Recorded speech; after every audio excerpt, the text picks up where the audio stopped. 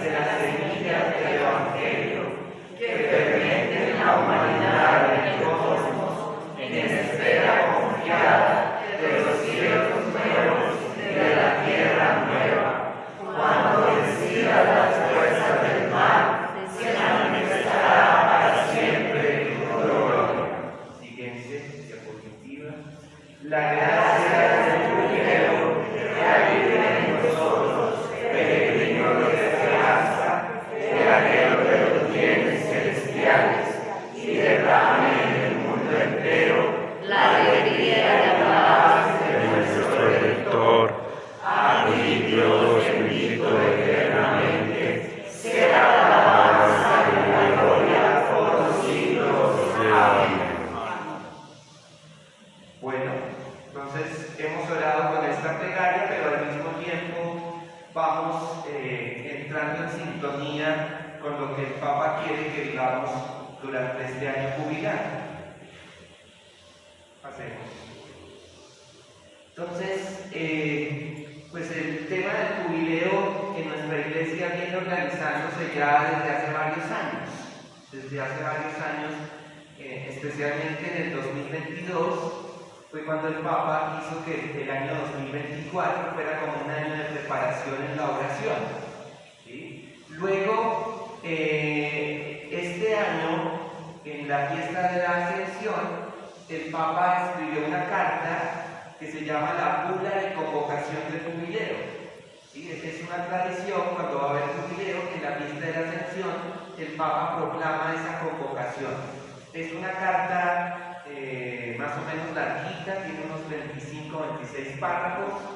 En el párrafo sexto, el Santo Padre nos dice: ahora ha llegado el momento de un nuevo jubileo para abrir de par en par la puerta santa una vez más y ofrecer la experiencia viva del amor de Dios que suscita en el corazón la esperanza cierta de la salvación en Cristo. Esto lo decía en mayo de este año, pero entonces todavía no lo sentíamos tan cerca. Ahora estamos a 10 días de la apertura de este jubileo para la Iglesia Universal, y tendremos la apertura diocesana del jubileo el próximo 27 de diciembre aquí en nuestra catedral diocesana. Dice: ahora ha llegado el momento para un nuevo jubileo. Ahorita profundizaremos en la palabra jubileo, veremos de qué se trata. Pero entonces, por lo menos, la palabra jubileo inicialmente nos suena a gozo, a alegría. Y la palabra jubileo nos tiene que sonar a eso. Para abrir de par en par la puerta santa. Entonces, el Papa en Roma, el 24 de diciembre, antes de la misa de Navidad, él va a abrir la puerta santa de la Basílica de San Pedro. Ese signo de la puerta santa quiere decir que se abre la jubilar y que nosotros debemos pasar por esa puerta simbólicamente, espiritualmente. ¿Sí? El que entra espiritualmente por esa puerta, pues entra en el jubileo. Esa es la principal puerta. Solo que el Santo Padre también va a ir abriendo progresivamente las puertas de la Basílica de Beltrán, de San Pablo, de Santa María la Mayor, que son las 4 basílicas más importantes en Roma. Pero en realidad es como si fuera una sola. ¿Sí? En otros años, por lo menos en el año del jubileo, que fue extraordinario, en el 2015-2016 tuvimos el jubileo de la misericordia. Ese año pues se promovió que se abrieran puertas santas en diferentes lugares, pero el Papa este año ha pedido que para que no se convierta en un signo vacío, ¿sí? Solamente pensemos en una puerta. Es una puerta, en realidad la Basílica de San Pedro en Roma, y bueno, con sus réplicas en las otras basílicas, pero en realidad es que la puerta estrecha y el camino hacia el cielo es uno solo, no son muchos. ¿Sí? No son muchos, es uno solo. Una sola es la puerta y uno solo es el camino, que es Jesucristo. Jesucristo es el camino y la puerta. Dice, el jubileo es, además nos dice ahí, para ofrecer la experiencia viva del amor de Dios. ¿Sí? Un jubileo es para que todos experimentemos el amor de Dios, para que tengamos esa experiencia viva. No podemos dejar adormecer la experiencia de sentirnos amados por Dios, de sabernos amados por Dios. Y luego dice que suscita en el corazón la esperanza cierta de la salvación. En el corazón de cada uno de nosotros se tiene que suscitar la esperanza, se tiene que despertar la esperanza. Ahí ya pues siempre tenemos como en la práctica como dos situaciones. Primero, la realidad del mundo de hoy, ¿sí? La realidad actual, que pues uno tiene que estar informado en lo básico, ¿no? Ojalá ninguno de ustedes aquí vea noticieros las 3 horas que duran, no, sino que uno tiene que estar informado en lo básico y saber cómo está el mundo, pero entonces como sabemos que la realidad del mundo es tan difícil, pues ahí es donde hoy es muy actual el mensaje de la esperanza para nosotros, es muy actual. Ahí es donde siempre decimos que el Espíritu Santo actúa muy bien, porque qué bonito que el año jubilar se lo dediquemos con el Papa a la cabeza, que este año jubilar lo dediquemos a la esperanza, les decía, a nivel de la realidad mundial, pero también pues a nivel de la realidad personal, la realidad de cada uno de nosotros, porque nuestra realidad personal, nuestra realidad familiar, también se puede llenar de muchos pesimismos, de muchas tristezas, de cosas que a veces no podemos manejar. Entonces, a nivel personal, es muy importante que tengamos la esperanza en el corazón. Bueno, yo les voy a hacer llegar estas diapositivas. Ahí miramos cómo se ven todas. Traten de, a veces en los colegios pasa eso, que es que el estudiante quiere tomar apuntes de la diapositiva, pero de pronto es más importante lo que yo les estoy diciendo que lo que está en la diapositiva. ¿Sí? Entonces no es para que me miren a mí, ¿no? Pero pónganme un poquito de atención. Si toman apuntes, es de lo que yo les voy diciendo. ¿Sí? Hoy en día nos cuesta escuchar, entonces es muy importante ese tema de la escucha. Pasemos a la siguiente. Bueno, entonces aquí, como para que esto no sea solamente yo hablar, ya les he dicho varias cosas, pero ¿qué otras cosas sabemos del jubileo? Ustedes que han escuchado del jubileo estos días, de noticias, de información que ustedes tengan, ¿qué han sabido del jubileo? A través de ese jubileo se pueden ganar algunas gracias. Sí. La presentación, ir a los templos consagrados, especialmente basílicas, y allí se pueden ganar indulgencias. Sí, muy bien. Por aquí. Es un año santo que cada 25 años se proclama o se hace el jubileo. Sí, es un año santo cada 25 años. Por aquí, ¿qué nos iban a decir?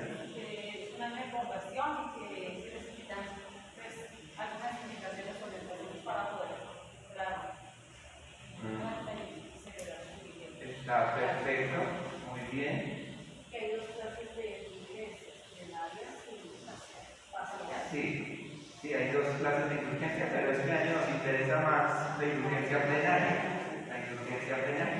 Bueno, vamos a pasar a la siguiente diapositiva.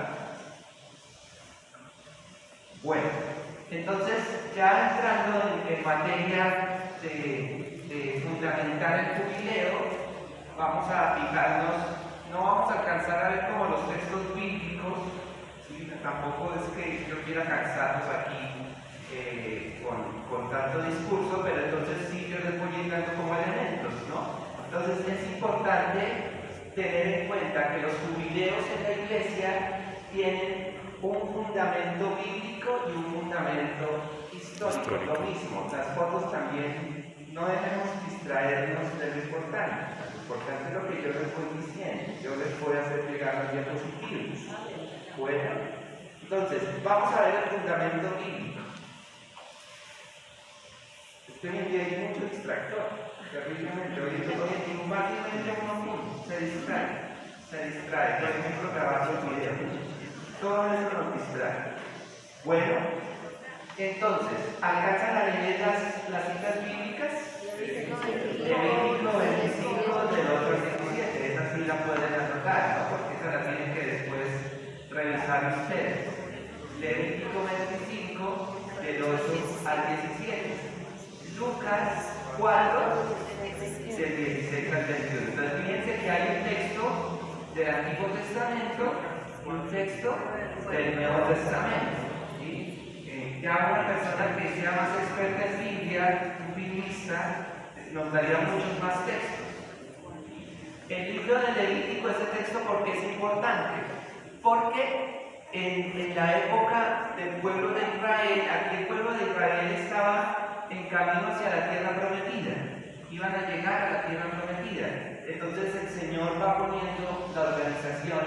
El libro del Levítico tiene las normas que son de tipo más del culto y más de los sacerdotes. Entonces el libro del Levítico establece que cada 50 años los israelitas van a vivir un jubileo. ¿Sí? El número 50 es muy importante en la tradición judía porque es la suma de 7 semanas. 7 por 7, 49 y un día, ¿sí? Para comenzar, como para preparar el tiempo que da los 50, pero ahí la simbología está entre 7 semanas. ¿Y cuántos días tiene la semana? 7. Entonces la simbología está ahí, el número 7. Y acuérdense que la Pascua, ¿cuánto dura? 50 días.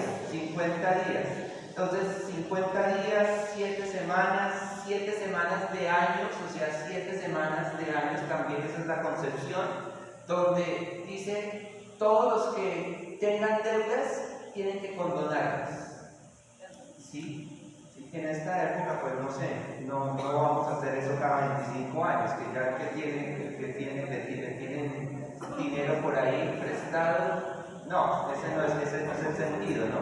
Pero en ese momento esa era la mentalidad. Ese año, el año número 50, se dejaba descansar la tierra, no se sembraba, ¿sí? No se sembraba y todo lo que de pronto quedaba ahí como primicia se le ofrecía al Señor, ya al comenzar la nueva cosecha, ¿no? Por darles algunos datos, ¿no? Aquí tendríamos que profundizar más, pero los jubileos tienen sentido desde el Antiguo Testamento, con esos jubileos y esos años jubilares cada 50 años. Cada 50 años. Luego tenemos el pasaje de San Lucas, donde Jesús pasa ya en la sinagoga a leer el rollo del profeta Isaías, ¿no? ¿Se acuerdan que él pasa ya a leer el rollo del profeta Isaías y él lee Isaías capítulo 61. Isaías capítulo 61, los primeros versículos. Y entonces dice ese texto dice, el Espíritu del Señor está sobre mí porque Él me ha ungido.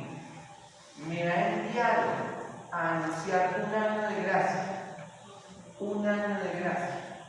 Entonces, nosotros tenemos el año de gracia cada 25 años. Pero en realidad, con Cristo, todo el tiempo es de gracia. O sea, ese año de gracia del Señor es simbólico, porque todo el tiempo es de gracia. ¿Sí? De pronto, cada 25 años hacemos como mayor acento en la gracia del jubileo, pero todo el tiempo debe ser de gracia. ¿Sí? De hecho, aquí ya, antes de que se me olvide, esta semana tuvimos una charla sobre la Navidad virtual con el padre Roberto Beltrán, y entonces él hacía caer el cuento, y a mí también me hizo caer el cuento, porque el padre Roberto decía, no se trata de simplemente ir chuleando cuando vayan dando las indulgencias, ¿sí? Porque de pronto eso es lo que nos preocupa. Lo que nos debe preocupar es permanecer en el estado de la gracia del Señor. Esa debe ser la preocupación, si no, pues claro. Y la cuestión es que también, ahí seguimos con ese tema, por ejemplo, de educarnos bien en la vivencia del sacramento de la reconciliación. ¿Sí? Ahorita de pronto diremos una palabrita sobre eso, pero tenemos que educarnos mucho y crecer en la fe y en la vivencia en ese sacramento. Ya ahorita lo tocaremos. Pero entonces cuando Jesús habla de año de gracia, nos está diciendo que en realidad todo el tiempo, desde que Cristo entró al mundo, es de gracia. Por eso el jubileo comienza con la Navidad, porque es que es con el nacimiento de Jesús que entró la gracia y la salvación para el mundo entero. ¿Listo? Pasemos a la siguiente. Pasemos a la siguiente. Esto que está faltando. No pasa. Sí, listo. Bueno, entonces, también de pronto hay un video, pero no alcanzamos a verlo. Pero sí es importante recordar así rápido el fundamento histórico. Como yo les voy a pasar esto, no tienen que preocuparse. El primer jubileo lo celebró el Papa Bonifacio VIII en el año 1300. Entonces, él fue de la idea de que nosotros también como que tomáramos la tradición de los judíos, solo que ya no era 50 sino 100 años. Con el Papa Clemente VI en 1342 el periodo se redujo a 50. Luego el Papa Urbano VI propuso que se celebraran cada 33 años y convocó un jubileo en 1390, celebrado por Bonifacio IX tras su muerte. Pues miren que ha habido distintas maneras de entender el jubileo. Primero 100, después 50, después 33 años. En 1400, al final del periodo de 50 años, volvió a haber jubileo. ¿Por qué? Porque habían hecho en el 1390, pero dijeron, no, mantengamos la tradición, entonces hagámoslo en 1400. En el año 1425, el Papa Martín V hizo que se abriera otra vez el jubileo. Y de ahí, el Papa Nicolás V, en 1450, redujo el periodo a 25 años. O sea que desde 1450, 25 años, cada 25 años. Y en 1475 se celebró un nuevo año santo. ¿Sí? Solo que también el número 33 por la edad de Jesús también se ha mantenido ahí presente. Entonces en el año 1983 el Papa Juan Pablo II convocó un jubileo extraordinario. Los ordinarios son cada 25 años. El Papa en 1983 convocó uno extraordinario para celebrar los 1950 años de la muerte y la resurrección del Señor. ¿Sí? El Papa Francisco tiene en cuenta, en la carta que escribe, esta vez él tiene en cuenta que en el año 2033, o sea en 8 o 9 años, tendremos un jubileo para celebrar los 2000 años de la muerte y la resurrección del Señor. ¿Sí? Entonces, este 2025, si Dios lo permite, entonces tendremos el jubileo ordinario. Y en el 2033 un jubileo extraordinario muy importante, que son los 2000 años de la muerte y la resurrección del Señor. El Papa también tiene muy presente otro acontecimiento que es ya la celebración de la Virgen de Guadalupe se volvió algo tan fuerte, tan bonito en todo el mundo, no solamente aquí, en todo el mundo, ¿sí? Pero entonces, especialmente los latinoamericanos la sentimos más. En el año 2031 celebraremos los 500 años de la aparición de la Virgen de Guadalupe a San Juan Diego. Entonces, ese es otro acontecimiento, 500 años. Las apariciones fueron en 1531. Bueno, pasemos a la siguiente. Bueno, ahí está entonces la clasificación, los jubileos ordinarios. El último está ahí, el del año 2000, que el lema fue Cristo ayer, hoy y siempre. Cristo ayer, hoy y siempre. Y el jubileo extraordinario, el último que tuvimos, el tema de la misericordia en el año 2015 y 2016. Misericordiosos como el Padre fue el lema, y ahí tenemos el logo de ese año. el Papa lleva todo conectado, o sea, no es que cada jubileo y cada cosa que va pasando en la iglesia sea desconectada, ¿no? No, todo tiene que ir muy conectado. Pasemos a la siguiente. Bueno, hay bastantes cosas para conversar. El Papa pues le apuesta en la celebración de este jubileo a redescubrir la esperanza, Entonces dice él, en una carta que escribió en el año 2022, debemos mantener encendida la llama de la esperanza. Este tema de la llama va a ser una simbología, hay mucha simbología. Entonces la esperanza ha de ser como una llama, como esa salsa que se encendió anteriormente, que estaba encendida y no se apagaba. ¿Sí? La esperanza tiene que estar ahí como esa llama. ¿Sí? De hecho, el himno del año jubilar, este himno habla de la llama viva para la esperanza. Esa es la primera frase del himno. Si de pronto ahorita lo podemos escuchar, ahorita miramos cómo hacemos.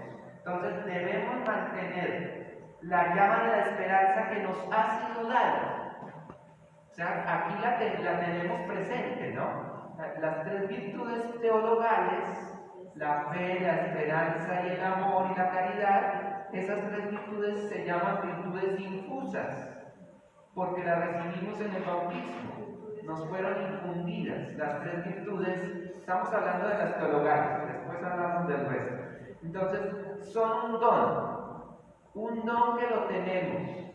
Lo que pasa es que de pronto dejamos apagar la llama de la esperanza, la llama de la fe, la llama del amor, de pronto se apaga, pero entonces lo que nos está pidiendo el Señor es que esos dones de esas tres virtudes teologales las mantengamos encendidas, especialmente la esperanza, que nos ha sido dada, y hacer todo lo posible para que cada uno recupere la fuerza y la certeza de mirar al futuro, con mente abierta, corazón confiado y amplitud de miras.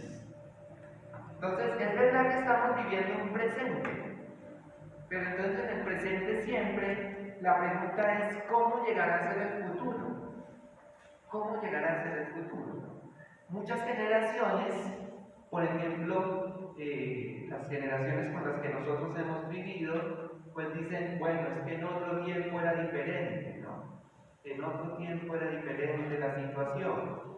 Pues claro, después llegaremos nosotros, más adelante en la vida, y diremos, es que en otro tiempo será diferente. ¿Sí? Entonces de pronto uno tiende a devolverse hacia atrás. Pero aquí lo que el Papa nos está diciendo también es que hay que ir avanzando hacia el futuro con esperanza. ¿Sí? La esperanza está más en relación con el futuro, con lo que esperamos más adelante. Más adelante. De pronto alguno dirá, bueno, padre, necesitamos que ya llegue la vida eterna, porque es que la vida eterna ya nos va a solucionar todo, ¿no? O sea, si llegara en este momento el Señor y si ya volviera y entráramos ya en la vida eterna, pues se acabaron los problemas. Pero como no sabemos, todo es incierto, pues el futuro es incierto, todavía no existe, entonces ahí es donde tenemos que apoyarnos en la esperanza que el Señor nos ha dado. ¿Sí? Sin pesimismos. Ahí ya la esperanza de taquito saca los pesimismos, las preocupaciones, ¿sí? Esperamos confiadamente que Dios va a hacer su obra en el futuro que viene. ¿Sí? Eso es lo que esperamos. Ahora sí hay algo importante, y es que no sabemos las consecuencias de las situaciones que el mundo y nuestras familias están viviendo hoy en día. ¿Sí? Las consecuencias nos preocupan. Y a veces no es tan fácil, por ejemplo, alertar a la gente de los peligros, por ejemplo, de la tecnología, ¿no? De los peligros que ya los estamos viviendo. Yo creo que todos de alguna manera. Yo siempre digo, ¿no? A nadie nos enseñaron a usar un celular. A nadie nos enseñaron, y entonces se nos volvió algo como tan esencial y tan vital que ya no lo podemos sacar. No lo podemos sacar. Bueno, los que viven experiencias de retiro espiritual de pronto sabrán desentenderse del celular y pensar en otras cosas, pero por lo menos hoy en día sí se debería aprender mucho que uno en las noches, después de las 8 de la noche, uno ya no mirara celular, uno ya no mirara pantallas, todo eso se habla hoy en día, la misma ciencia, ¿no? De la ciencia podemos tomar lo bueno y también pues tenemos que desechar lo malo, ¿no? Pero de la ciencia, la misma ciencia nos está diciendo, cuidado con las pantallas, cuidado con el celular, cuidado con todo eso porque nos está haciendo muy perjudicial, ¿no? El tema de la inteligencia artificial, hoy en día, pues lo estamos recibiendo como la mejor maravilla del mundo. Sí, mejor dicho, esto es lo mejor, ahora con la inteligencia artificial. Perfectamente yo les había podido inventar un muñequito de inteligencia artificial y lo habíamos proyectado aquí y les hubiera hablado del jubileo. ¿Sí? Se le da toda la información y él hubiera hablado perfectamente del jubileo y hasta más exacto. Hasta más exacto. Pero entonces de eso no se trata. De eso no se trata, de que la inteligencia artificial nos ayude más bien es a ser mejores seres humanos. Pero si nos va a hacer peores seres humanos, ahí es donde uno tiene que decir, espere un momentito, espere un momento, bueno. Entonces dice, mirar al futuro con la mente abierta. Esa frase hoy hay que ponerle atención, ¿no? Porque la mente abierta es lo que promueven también muchos jóvenes y muchas generaciones nuevas de decir, no, vean las cosas con mente. No, la amplitud de la mente es para otra cosa, no es para caer en el libertinaje, ni aceptarlo todo, ni pensar que todo es bueno y nada es malo, no, es sobre todo que veamos las cosas con el horizonte más amplio. ¿Sí? Es bonito cuando uno puede, por ejemplo, ver la ciudad de Zipaquirá desde un ángulo donde se ve todo. Eso es tener la mente abierta, ver la realidad de otra manera, tener los horizontes abiertos y, como dijeron por aquí, también la claridad para ver las cosas, ¿no? El próximo jubileo puede ayudar mucho a restablecer un clima de esperanza y confianza. Necesitamos. Entonces, como aquí estamos hablando en la oración nocturna, la oración nocturna, yo soy consciente de que siempre tiene que pasar por momentos de luz y por momentos de oscuridad, ¿no? Pues el señor obispo aquí en Zipaquirá tuvo una discusión hace un tiempo de que no, recuperemos la adoración nocturna como es. Pues nocturna, no ha sido fácil. No ha sido fácil de verdad retomarla, pero sí es posible. Sí es posible retomar la oración en la noche. Ahora que yo estoy en la parroquia, en la catedral, pues ver un poquito esa experiencia, un poquito ahí desde lejos, pero viéndolos firmes ahí en esa adoración. A veces uno se le van olvidando como ciertas costumbres, y esa costumbre de vigilar en oración en las noches y hacer un poquito de sacrificio en ese sentido es muy, muy valiosa, ¿no? Para estar con el Señor. Entonces, aquí concretamente, ¿sí? A la adoración nocturna, aquí en nuestra diócesis de Zipaquirá, tenemos que restablecer un clima de esperanza y confianza. De esperanza y confianza. ¿Sí? Pero es fácil que en la noche llegue la hora, ¿sí? Llegan las 8 de la noche, hora de reunión, y no han llegado sino 3 de 20 que inscritos. Entonces, ay, ya no van a venir, ay, esto se va a acabar, ay, pero es que esto está terrible, y no, mire eso, y yo sí vine, yo para qué me ponía a venir si los otros no van a venir, si yo sí sacrifiqué mi tiempo. Entonces, ahí es donde nos toca encender la llama de la esperanza. No importa, así haya solo un adorador, así haya dos, no interesa. Miren, yo he aprendido algo que se lo digo a la gente en las confesiones y se lo digo a la gente. Miren, es cierto que nos preocupan los demás, pero a veces las maneras y las decisiones de los demás siempre se nos van a salir de las manos. ¿Sí? Que tenía que llegar a las 8 y pues llegó a las 8:15. ¿Para qué me estreso si el otro llegó a las 8:15? Lo importante es que yo haya llegado a la hora. Lo importante es que yo esté en la oración. Si yo veo que le puedo ayudar a los demás, le ayudo. Sí, le ayudo. Pero es que a veces somos demasiado exigentes. Demasiado, le exigimos demasiado a los demás. Si el otro no hizo, pues a mí se me sale de las manos. Es como una visión que yo últimamente como que he tenido de las cosas. ¿Sí? Simplemente yo le digo a la persona, ayúdame con esto. Si me quiere ayudar de corazón, pues me ayudará, y si no, pues así es muy difícil. ¿Sí me hago entender? Pero entonces a veces, por exigirle mucho a los demás y esperar mucho de los demás, nosotros perdemos la esperanza. Perdemos la esperanza.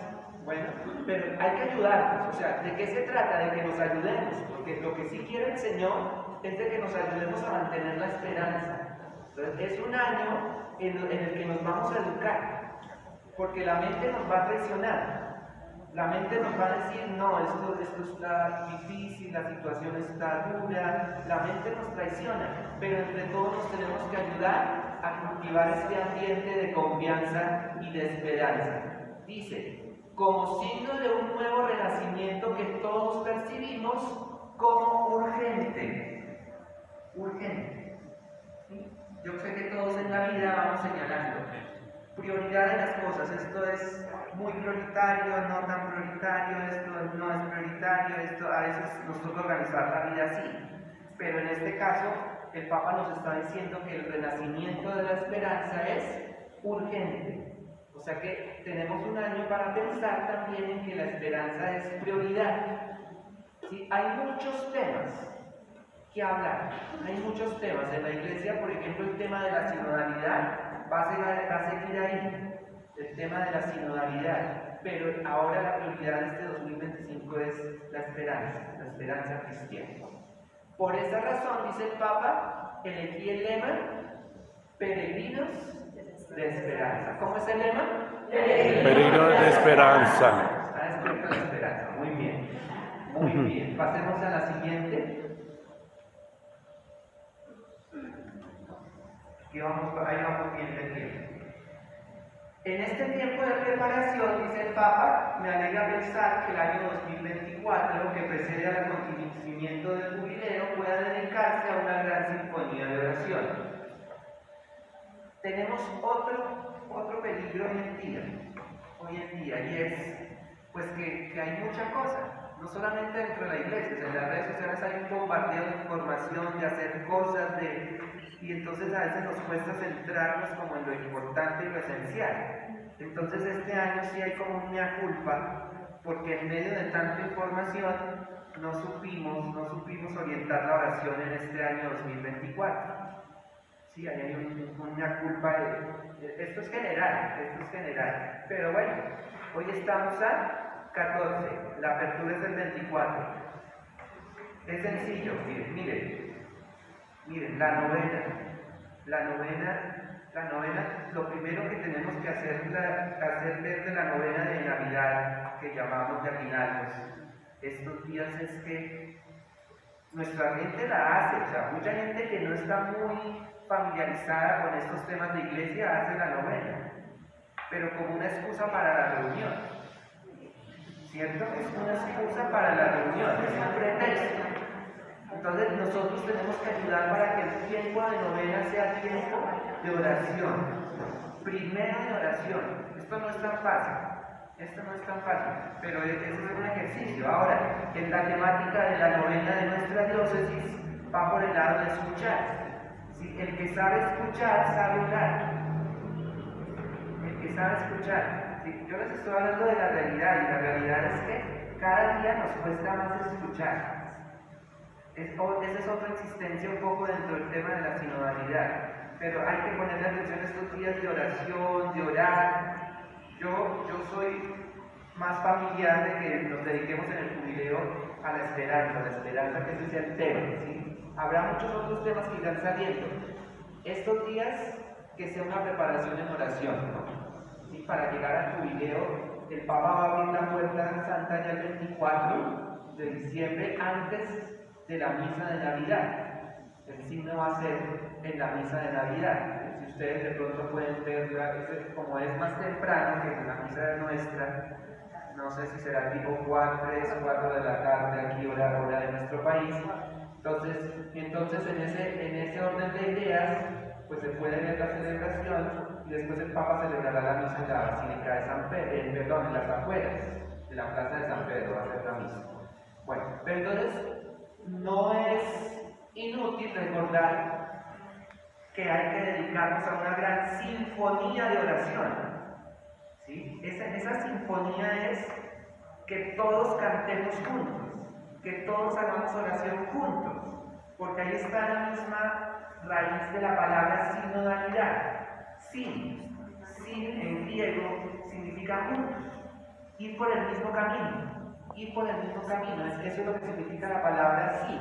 Entonces por eso hay palabras como sinfonía, sinodalidad, sinergia, si han escuchado que uno busca la sinergia, o sea que todo coordine, que todo esté armónico. Sin significa estar juntos, ir por el mismo camino. Entonces en la oración de pronto también en nuestros pueblos a veces tendemos a ser muy individualistas, ¿sí? Mi problema, mi situación, mi circunstancia, y resulta que la oración es comunitaria, Bueno, pasemos a la siguiente.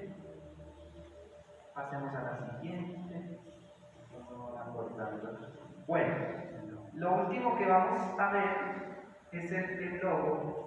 El logo, pero es que el logo, uno ve la imagen ahí trazada y pues, sí, bonita.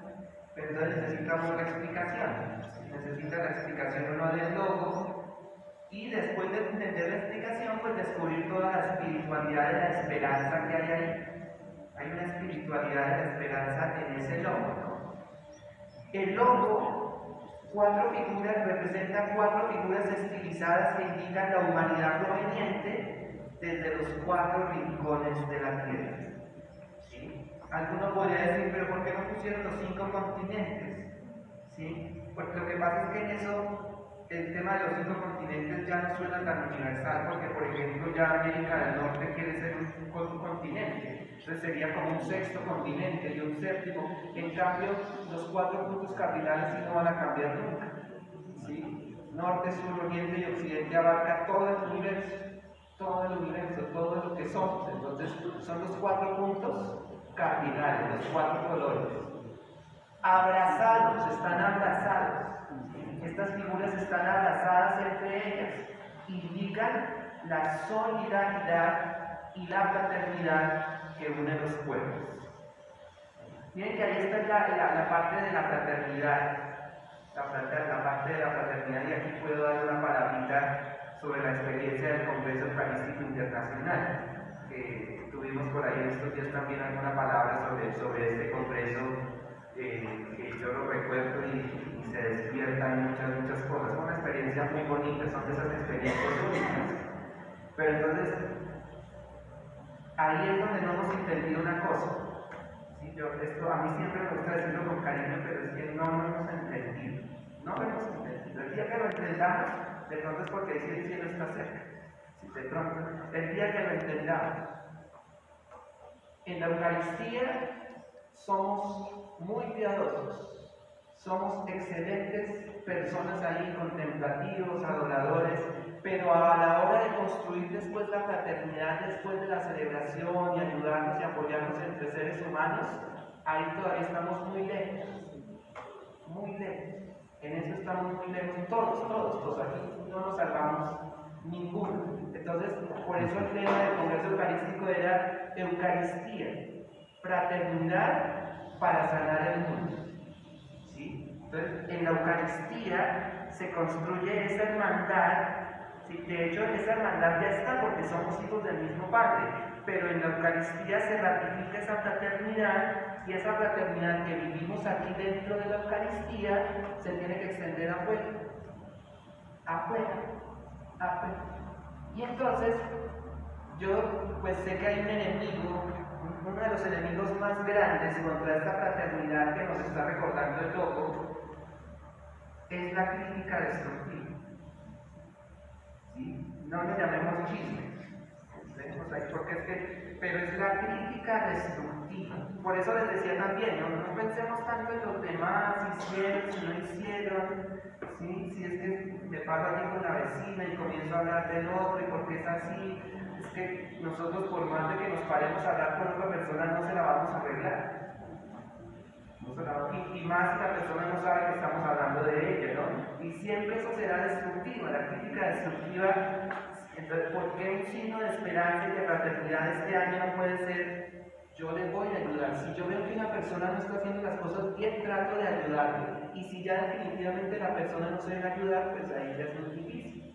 Pero con esperanza y construyendo buenas relaciones, en resumen es eso, es construir relaciones auténticas entre nosotros, buscarlas.